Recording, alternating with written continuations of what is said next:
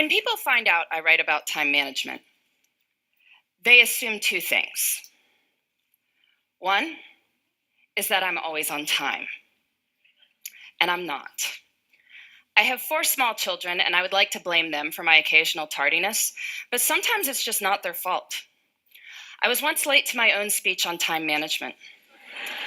We all had to just take a moment together and savor that irony. The second thing they assume is that I have lots of tips and tricks for saving bits of time here and there. And sometimes I'll hear from magazines that are doing a story along these lines, generally on how to help their readers find an extra hour in the day. And the idea is that we'll shave bits of time off everyday activities, add it up, and we'll have time for the good stuff. And I question the entire premise of this piece, but I'm always interested in hearing what they've come up with before they call me. So some of my favorites: doing errands in a way where you only have to make right-hand turns, being extremely judicious in microwave usage, so it says 3 to 3.5 minutes on the package. We are totally getting in on the bottom side of that. And my personal favorite, which makes sense on some level, is to DVR your favorite shows so you can fast forward through the commercials. And that way you save about 8 minutes every half hour. So in the course of 2 hours of watching TV, you find 32 minutes to exercise, which is true. You know another way to find 32 minutes to exercise? Don't watch 2 hours of TV a day, right? Anyway, the idea is we'll save bits of time here and there, add it up, we will finally get to everything we want to do. But after studying how successful people spend their time and looking at their schedules hour by hour, I think this idea has it completely backward. We don't build the lives we want by saving time. We build the lives we want, and then time saves itself. Here's what I mean. I recently did a time diary project looking at 1,001 days in the lives of extremely busy women. They had demanding jobs, sometimes their own businesses, kids to care for, maybe parents to care for, community commitments. Busy, busy people. I had them keep track of their time for a week so I could add up how much they worked and slept, and I interviewed them about their strategies for my book. One of the women whose time log I studied, she goes out for a Wednesday night for something. She comes home to find that her water heater has broken, and there is now water all over her basement. If you've ever had anything like this happen to you, you know it is a hugely damaging, frightening, sopping mess. So she's dealing with the immediate aftermath that night. Next day, she's got plumbers coming in. Day after that, professional cleaning crew dealing with the ruined carpet. All this is being recorded on her time log. Winds up taking 7 hours of her week. 7 hours. That's like finding an extra hour in the day. But I'm sure if you had asked her at the start of the week, could you find 7 hours to train for a triathlon? Could you find 7 hours to mentor 7 worthy people? I'm sure she would have said what most of us would have said, which is no. Can't you see how busy I am? Yet when she had to find 7 hours because there is water all over her basement, she found 7 hours. And what this shows us is that time is highly elastic. We cannot make more time, but time will stretch to accommodate what we choose to put into it. And so the key to time management is treating our priorities as the equivalent of that broken water heater. And to get at this, I like to use some language from one of the busiest people I ever interviewed. By busy, I mean she was running a small business with 12 people on the payroll. She had 6 children in her spare time. I was getting in touch with her to set up an interview on how she had it all, that phrase. I remember it was a Thursday morning and she was not available to speak with me, of course, right? But the reason she was unavailable to speak with me is that she was out for a hike because it was a beautiful spring morning and she wanted to go for a hike. So, of course, this makes me even more intrigued. And when I finally do catch up with her, she explains it like this. She says, listen, Laura, everything I do, every minute I spend is my choice. And rather than say, I don't have time to do X, Y, or Z, she'd say, I don't do X, Y, or Z because it's not a priority. I don't have time often means it's not a priority. If you think about it, that's really more accurate language. I mean, I could tell you I don't have time to dust my blinds, but that's not true. If you offered to pay me $100,000 to go dust my blinds, I would get to it pretty quickly.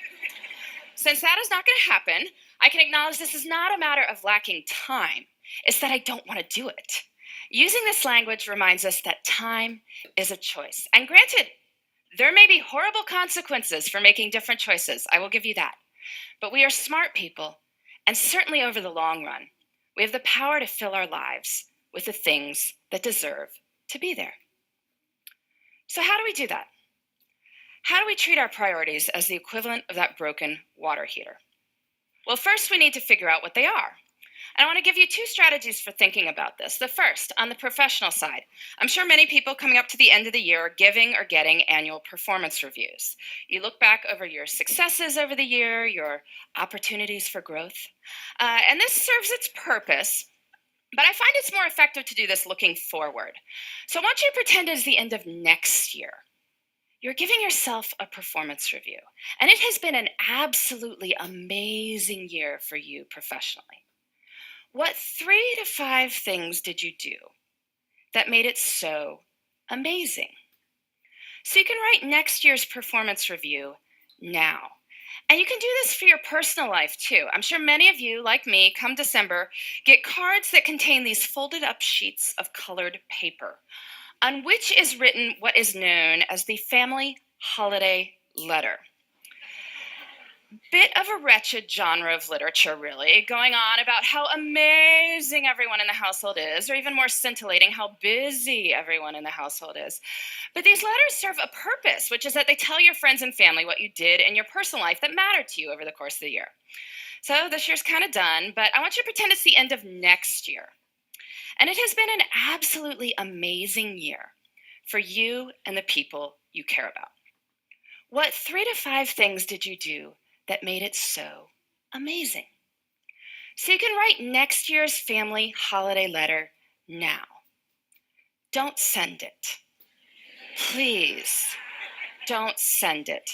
But you can write it. And now between the performance review and the family holiday letter, we have a list of 6 to 10 goals we can work on in the next year.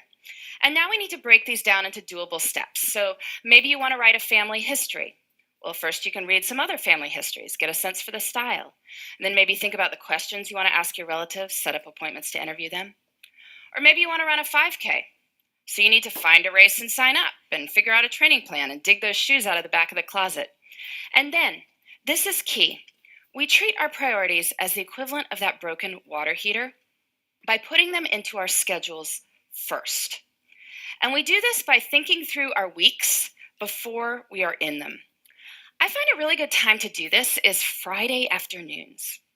Friday afternoon is what an economist might call a low opportunity cost time. Most of us are not sitting there on Friday afternoon saying, I am excited to make progress toward my personal and professional priorities right now. But we are willing to think about what those should be. So take a little bit of time Friday afternoon, make yourself a 3-category priority list: career, relationships, self. Making a 3-category list reminds us that there should be something in all 3 categories. Career, we think about; relationships, self, not so much. But anyway, just a short list, 2 to 3 items in each. Then look out over the whole of the next week and see where you can plan them in. Where you plan them in is up to you. And I know this is going to be more complicated for some people than others. I mean, some people's lives are just harder than others. It is not going to be easy to find time to take that poetry class if you are caring for multiple children on your own. I get that. And I don't want to minimize anyone's struggle. But I do think that the numbers I am about to tell you are empowering. There are 168 hours in a week. 24 times 7 is 168 hours. That is a lot of time.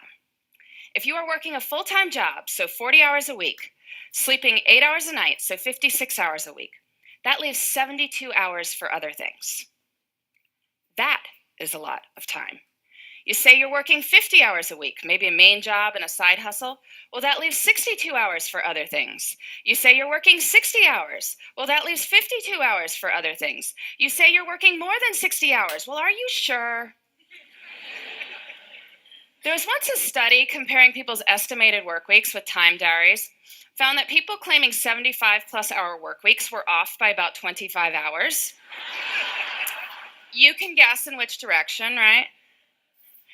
Anyway, in 168 hours a week, I think we can find time for what matters to you. If you want to spend more time with your kids, you want to study more for a test you're taking, you want to exercise for 3 hours and volunteer for two, you can. And that's even if you're working way more than full time hours. So we have plenty of time, which is great because guess what? We don't even need that much time to do amazing things. But when most of us have bits of time, what do? Pull out the phone, right?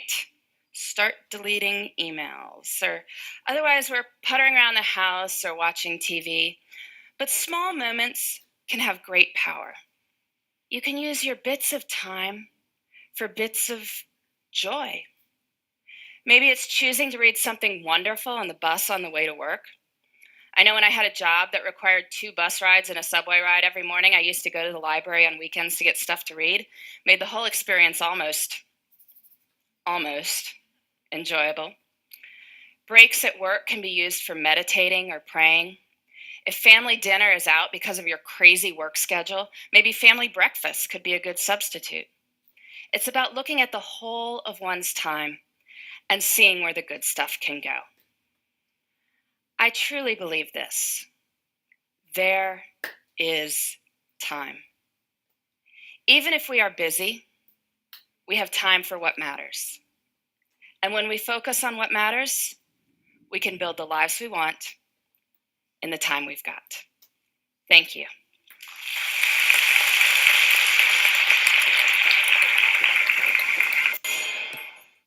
Growing